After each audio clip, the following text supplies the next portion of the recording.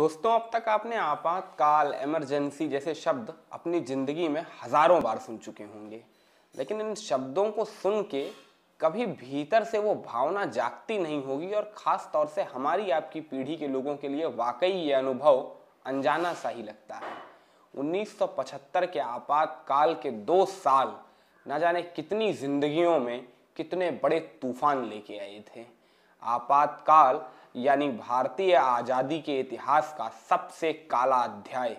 ये कहने सुनने में बड़ा आसान सा लगता है, लेकिन उन जिंदगियों के बारे में जब पढ़ेंगे जो आपातकाल में आए तूफान में इस कदर उजड़ी कि फिर संवरने का कोई मौका ही नहीं था। आपातकाल की पीड़ा को अगर सही तरीके से समझना है तो आज का ये वीडियो देखिएगा। एक हृदय विदारक कहानी है, एक ऐसी कहानी जो आपको भीतर से तोड़ के रख देगी, एक ऐसी कहानी जो आपको बताएगी कि जब इस देश की सत्ता निरंकुश होती है, जब शासक जाति पर उतर आता है, जब सत्ता की चाबुकें सिर्फ और सिर्फ अन्याय की भाषा बोलती हैं, तो इस देश की जनता के, आम जनता के जीवन में क्या असर पड़ता है, कितना खौफनाक मंजर होता है। आपातकाल की यादों को ताज़ा करने के लिए या अगर हमारी आपकी पीढ़ी के हैं तो आपको आपातकाल के सही मायने समझाने के लिए ये कहानी सुनना और सुनाना, यानी आपका धर्म है कि इस कहानी को सुनने के बाद आप इस कहानी को दूसरों तक भी पहुंचाइए। बहुत आवश्यक है। आवश्यक इसलिए है क्योंकि जो देश इतिहास से सबक नहीं लेता है, इतिहास उसे कभी माफ़ नहीं करता है। History repeats itself. याद रखिएगा ये वाक्य। इंडिया इज इंदिरा और इंदिरा इज इंडिया कहने वाले देश में कभी इंदिरा गांधी इतनी निरंकुश हो जाएंगी कि इस देश में आपातकाल लगा देंगी, ये किसी ने नहीं सोचा था। तो सत्ता से सावधान रहिएगा, सत्ता के लिए हमेशा जवाबदेह रहिएगा। इसीलिए इस कहानी को सुनना बेहद ज़रूरी है। तो खैर, ये तो थोड़ा एक्स्ट्रा बात हो गई थी, थोड़ी हृदय की भावना थी जो पहले निकल आई। लेकिन अब कहानी पे लौटते हैं। ये कहानी एक कन्नड़ एक्ट्रेस की है। कन्नड़ एक्ट्रेस जो बहु पुरस्कार विजेता फिल्म संस्कार की हीरोइन रह चुकी थी। संस्कार जिसने ढेरों फिल्म फेयर से लेके बड़े बड़े अवार्ड्स जीते थे। कन्नड़ फिल्म इंडस्ट्री की बहुत बड़ी एक्ट्रेस थी। बैंगलोर फिल्म आर्ट्स की और वर्ल्ड फिल्म आर्ट्स में जाना पहचाना नाम था स्नेहलता रेड्डी। स्नेहलता रेड्डी अपने पूरे परिवार के साथ बैंगलोर में रहा करती थी। जिंदगी हंसी खुशी से पल रही थी, सब कुछ सामान्य था।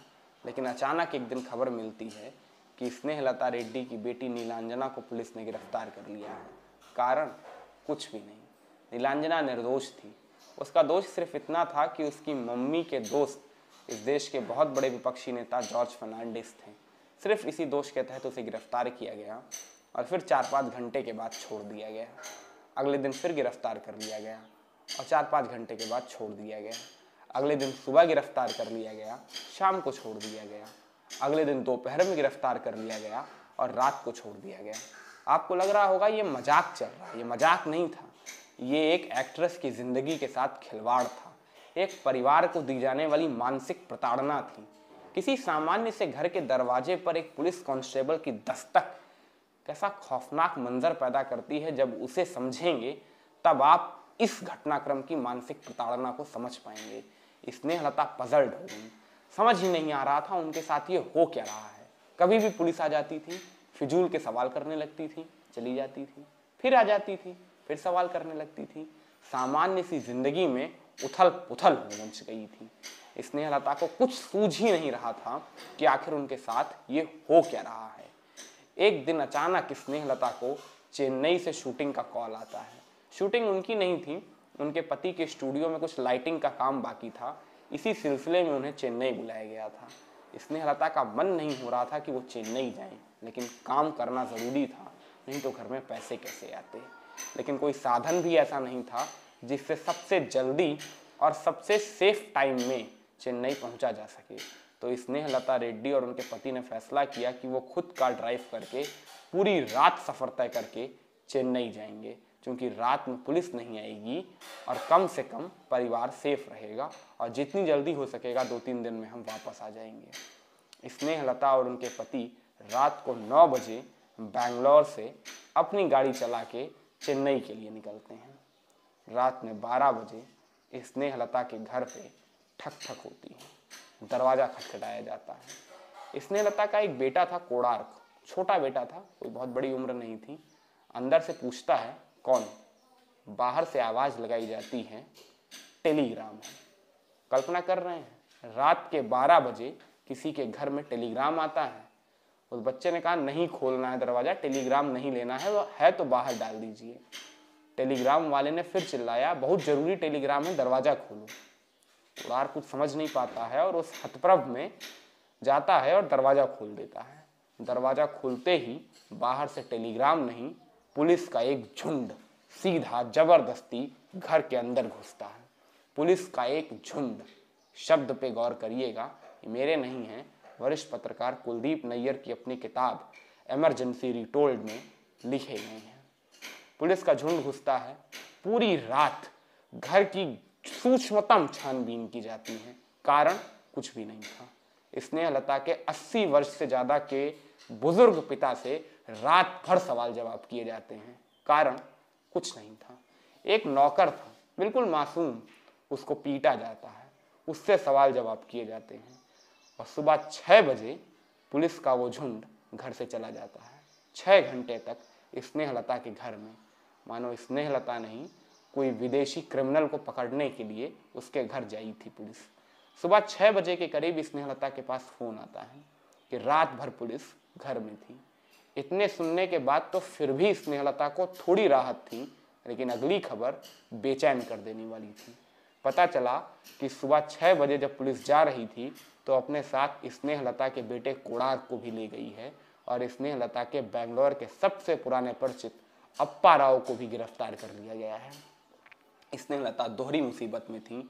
800 किलोमीटर दूर जिस लाइटिंग के काम के लिए आई हैं उसे पूरा करें या कोणार्क को बचाने के लिए बेंगलोर जाया जाए, और ऊपर से 800 से ज़्यादा किलोमीटर का सफ़र तय के पूरी रात थक करके खुद ही कार ड्राइव करके स्नेहलता और उनके पति दोनों चेन्नई पहुंचे थे। इसलिए शरीर भी गवाही नहीं दे रहा था कि करें क्या, लेकिन बेटे की ज़िंदगी का सवाल था तो स्नेहलता और उनके पति ने तय किया बेंगलोर वापस लौटेंगे। उसी दोपहर को फिर गाड़ी स्टार्ट होती है और रात होते होते स्नेहलता और उनके पति बेंगलोर पहुंचते हैं। रास्ते भर फ़ोन ट्राई किए जाते हैं, बड़े बड़े अफसरों को लगाए जाते हैं, एसपी, डीआईजी, पुलिस कप्तान सबको लगाए जाते हैं, लेकिन फ़ोन काट दिया जाता है। कोई सूचना नहीं थी। एक छोटा सा मासूम बच्चा जिसका कोई दोष नहीं है उसे पुलिस गिरफ्तार करती है। क्यों करती है, हुक्म किसका था, ये आप भली भांति समझते हैं। स्नेहलता और उनके पति जैसे बेंगलोर पहुंचते हैं, पुलिस उन्हें भी गिरफ्तार कर लेती है और कार्ल्टन हाउस लेके चली जाती है। कार्ल्टन हाउस एक बंगलो ऐसा था जहाँ पे नज़रबंद किया जाता था। भूखे प्यासे स्नेहलता रेड्डी और उनके पति को एक कमरे में बंद कर दिया जाता है। स्नेहलता कोणार्क के बारे में पूछती है तो कोई जानकारी नहीं दी जाती है। स्नेहलता कहती है कि मुझे यहाँ पे करना क्या है। सामने से जवाब दिया जाता है अभी अफसर साहब आएंगे तो कुछ करेंगे। घंटों बीत जाते हैं, घंटे दिनों में बीत जाते हैं, अगला दिन आ जाता है और फिर दिन से रात आ जाती है। जवाब वही, अफसर आएंगे तो कुछ कहेंगे। न कोणार्क का पता है, न कुछ खाने पीने को मिला है। थकान में टूटा हुआ बदन अब मानसिक कंट्रोल से भी हाथ धो रहा था। माने स्नेहलता का अपने दिमाग पर से कंट्रोल छूट रहा था। उन्हें कुछ समझ में नहीं आ रहा था उनके साथ क्या हो रहा है, कैसे हो रहा है। आप कल्पना कर सकते हैं एक परिवार जिसके घर में पिछले 1 हफ्ते से पुलिस ने तांडव मचा रखा है। एक हंसती खेलती जिंदगी में तूफान आ गया था। दोष सिर्फ इतना था कि स्नेहलता के परिचित जॉर्ज फर्नांडिस नाम के विपक्ष के नेता थे। मैं बार बार कह रहा हूँ, लगातार 3 दिनों तक इसी टूटन के साथ जिंदगी जीने पे मजबूर स्नेहलता रेड्डी को एक दिन अचानक दरवाजा खुलता हुआ दिखाई देता है। दरवाजा खुलता है और 2 लोग स्नेहलता और उनके पति को घसीटते हुए लेके दूसरे कमरे में जाते हैं। घसीटते हुए, ये कोई सामान्य लड़की की कहानी नहीं है, ये वो स्नेहलता रेड्डी है जिसके नाम कन्नड़ फिल्म इंडस्ट्री में सबसे ज्यादा फिल्म फेयर अवार्ड जीतने वाली एक्ट्रेस के खिताब दर्ज हैं। उस एक्ट्रेस को जमीन पे घसीटते हुए पुलिस दूसरे कमरे में लेके जाती है और इसके बाद मानसिक संतुलन पूरी तरह से स्नेहलता का जवाब दे देता है। पूरी तरह से एक डिप्रेशन बाहर आता है और उस डिप्रेशन में स्नेहलता के मुंह से एक चीख के साथ आवाज आती है कि तुम्हें जो पूछना है मुझसे पूछो, मेरे पति को छोड़ दो, मेरे बच्चों को छोड़ दो, कम से कम मेरे परिचितों को तो बख्श दो, मेरे परिवार वालों को छोड़ो, तुम्हें जो करना है मेरे साथ करो, तुम्हें जो पूछना है मुझसे पूछो। क्या लग रहा है आपको? यह करुण क्रंदन था स्नेहलता का, लेकिन इस करुण क्रंदन का जवाब बर्बरता से दिया जाता है। स्नेहलता को कैद कर लिया जाता है और शाम को उनके पति और उनके बच्चों को बिल्कुल सही सलामत करके, बिल्कुल अच्छे से कपड़े पहना के उनके सामने लाया जाता है और कहा जाता है ये रहा आपका परिवार, अब आपको कैद में रहना है। कारण किसी को नहीं पता, हुक्म किसका था सबको पता है। स्नेहलता रेड्डी फिर भी सुकून में आती हैं कि चलो ठीक है, कम से कम उनके परिवार के बच्चे, उनके पति तो बाहर हैं, उन्हें ही कैद में रखा गया है। स्नेहलता के पास बताने को था क्या? कुछ भी नहीं।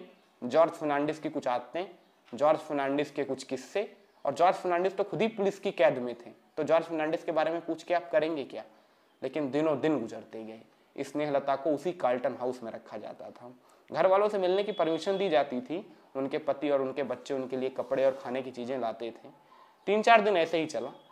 एक दिन अचानक शाम को उनके पति उनके लिए खाना लेने पहुंचते हैं तो देखते हैं कार्ल्टन हाउस के दरवाजे पे ताला बंद रहता है।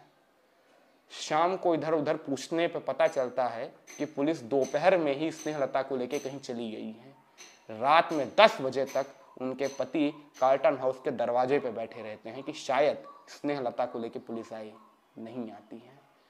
उनके पति फोन मिलाते हुए, इधर उधर ट्रेस करते हुए कि स्नेहलता के बारे में कुछ सूचना मिले, घर जाते हैं। आधी रात को फिर आते हैं, अभी भी कार्ल्टन हाउस में कोई नहीं मौजूद था। स्नेहलता की यह दर्दनाक कहानी अभी भी जारी थी। अगली सुबह हो गई और स्नेहलता का कोई सुराग नहीं था, लेकिन किसी दयालु व्यक्ति ने स्नेहलता के पति को फोन करके ये जानकारी दे दी कि स्नेहलता को पुलिस कारागार ले जाना चाहती है। स्नेहलता के पति फौरन पुलिस डिपार्टमेंट से संपर्क करने की कोशिश करते हैं, लेकिन तब तक पुलिस स्नेहलता को लेके कोर्ट पहुंच जाती है। जज के सामने धाराएं लगाई जाती हैं 120 और 120A, और ये राष्ट्रद्रोह से जुड़ी हुई धाराएं थीं। और इसके बाद स्नेहलता को जज के द्वारा कैद में दिए जाने का आदेश हो जाता है। लेकिन स्नेहलता को पता चलता है कि उसके पति अगर अच्छे वकील हायर करेंगे तो वो कैद से जल्दी रिहा हो जाएंगे। थोड़ा सुकून था। उसी शाम स्नेहलता को बेंगलुरु के सेंट्रल जेल में लेके जाया जाता है। स्नेहलता को अपनी आंखों पर यकीन नहीं हो रहा था कि उन्हें पुलिस कारागार में डालने आई है। दोष कुछ नहीं था, हुक्म किसका था ये सबको पता है। स्नेहलता रेड्डी बेंगलुरु की सेंट्रल जेल पहुंचती हैं। एक छोटा सा कमरा उन्हें मिलता है, इतना छोटा कि आप लंबा लंबा लेट नहीं सकते हैं।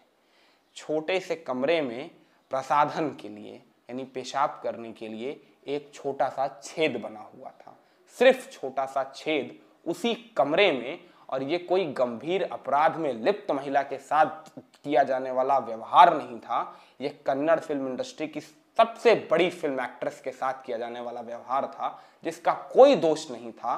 पूरी तरह से इनोसेंट और निर्दोष महिला थी वो। उसके साथ जेल में क्या हश्र होता था, क्या व्यवहार किया जाता था, ये कहानी आप जॉर्ज फर्नांडिस के मुख से सुनते तो रोंगटे खड़े हो जाते। जॉर्ज फर्नांडिस बताते हैं कि उनकी चीखें मेरे कानों तक पहुंचती थीं तो मेरी रूह कांप जाती थी। मुझे यकीन नहीं होता था कि सत्ता इतनी बर्बर कैसे हो सकती है। 2-3 महीने तक इस कष्ट को सहने के बाद भी स्नेहलता का हौसला नहीं टूटा था। जानते हैं क्यों? क्योंकि उन्हें पता था कि अंधेरा छटेगा और स्नेहलता जेल से बाहर निकलेंगी। वो दिन भी आया जब 120 और 120A की धाराएं पुलिस को हटानी पड़ी। जज के आदेश के बाद पुलिस को मजबूर होना पड़ा ये धाराएं हटाने के लिए। लेकिन आपको क्या लगता है, ये धाराएं हटी तो क्या स्नेहलता को जेल से रिहा कर दिया गया? नहीं, स्नेहलता पे मीसा लगा दिया गया। मीसा माने समझ रखे हैं आप, maintenance of internal security act, ये है मीसा का फुल फॉर्म। और इस एक मीसा का मजाक बना के रख दिया गया था आपातकाल में। एक एक्ट्रेस से आपके देश की इंटरनल सिक्योरिटी को खतरा था, उसे आपने मीसा के तहत जेल में डाला था। मीसा के तहत स्नेहलता रेड्डी को दोबारा जेल में डाल दिया गया। स्नेहलता रेड्डी का श्वास दिन प्रतिदिन गिरता जा रहा था। ग्लैमर से चमकते चेहरे पे जुल्म, सितम, जातियां साफ उतरती हुई देखी जा सकती थीं। स्नेहलता का शरीर जवाब दे रहा था, इतना कि स्नेहलता को मौत से बचाने के लिए पुलिस ने अचानक उन्हें रिहा करने का फैसला ले लिया। इतना खराब स्वास्थ्य हो चुका था स्नेहलता का कि कारागार में कभी भी उनकी मृत्यु हो सकती थी। मृत्यु ये छोटी बात नहीं है। एक हंसती खेलती जिंदगी किस तरह से बर्बाद होती है, आप इस खौफ को समझने का प्रयास करिए। इसके मायने मैं फिर समझाऊंगा आपको। लेकिन स्नेहलता को पुलिस कारागार से छोड़ देती है। लेकिन स्नेहलता के शरीर पे इतने जुल्म हुए थे, इतनी जातियां हुई थी कि उस जुल्म और ज्यादती को ज़्यादा दिनों तक स्नेहलता का शरीर सह नहीं पाया और 1 महीने के भीतर भीतर स्नेहलता इस दुनिया को छोड़ के चली गई। जी हाँ, इस दुनिया को छोड़ के चली गई। ये 8 महीने के भीतर भीतर एक एक्ट्रेस की साजिशम हत्या थी, अगर मानसिक तौर से देखेंगे तो। सोच रहे हैं आप इस कहानी को सुनने के बाद कैसा लग रहा है? भीतर से कुछ टूटा? अगर टूटा हो तो अच्छी बात है और ना टूटा हो तो तोड़ डालिए। सत्ताधीशों के लिए अंधी वफादारी, सत्ताधीशों के लिए अंधा विश्वास, सत्ताधीशों के लिए अंधा समर्थन, ये वो 3 चीज़ें हैं जो अपने जीवन से निकाल के फेंक दीजिए, क्योंकि ये आप और आपके देश दोनों के लिए किसी जहर से कम नहीं है। अपने सत्ताधीशों को हीरो समझना बंद करिए। सत्ताधीशों से जवाब मांगिए। इंडिया इज इंदिरा और इंदिरा इज इंडिया कहने वाले देश को आपातकाल का सामना करना पड़ा। ध्यान रखिएगा, सत्ताधीश को अहंकारी होने में वक्त नहीं लगता है। इसलिए सावधान रहिए, सतर्क रहिए। ये कहानी कैसी लगी कमेंट सेक्शन में कमेंट देके ज़रूर बताइएगा। वीडियो को लाइक शेयर करना मत भूलिएगा। हालांकि ये छोटी छोटी बातें मुझे बिल्कुल अच्छी नहीं लग रही हैं कहने में, क्योंकि इस कहानी ने वाकई मुझे भी झकझोर के रख दिया है।